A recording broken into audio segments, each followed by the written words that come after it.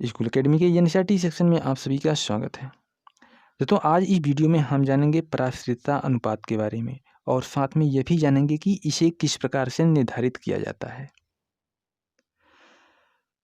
दोस्तों, पराश्रितता अनुपात जनसंख्या के पराश्रित मतलब कि आश्रित और कार्यशील हिस्सों को मापने का साधन है।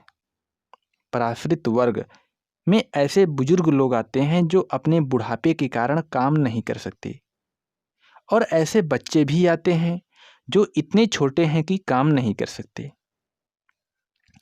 और कार्यशील वर्ग में आमतौर पर 15 से 64 वर्ष की आयु के लोग होते हैं। चलिए अब जान लेते हैं कि पराश्रितता अनुपात कैसे निर्धारित किया जाता है।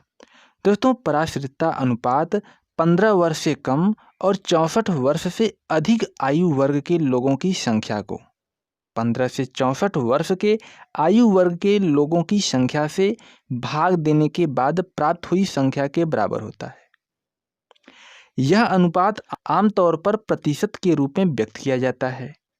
बढ़ता हुआ पराश्रितता अनुपात उन देशों में चिंता का कारण बन जाता है जहां जनता बुढ़ापे की समस्या से जूझ रही होती है, क्योंकि वहां आश्रितों की संख्या बढ़ जाने से कार्यशील आयु वाले लोगों का अनुपात अपेक्षाकृत छोटा हो जाता है, जो आश्रितों का बोझ ढोने में कठिनाई महसूस करता है। दूसरी ओर, गिरता हुआ पराश्रितता अनुपात आर्थिक समृद्धि और समृद्धि का स्रोत बन सकता है।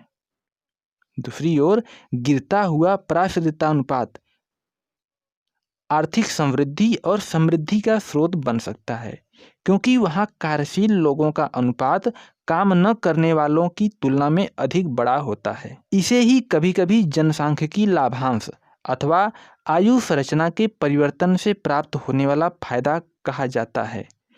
लेकिन यह लाभ की स्थिति अल्पकालीन होती है, क्योंकि कार्यशील आयु वाले लोगों का बड़ा वर्ग आगे चलकर काम न करने वाले बूढ़े लोगों के रूप में बदल जाता है।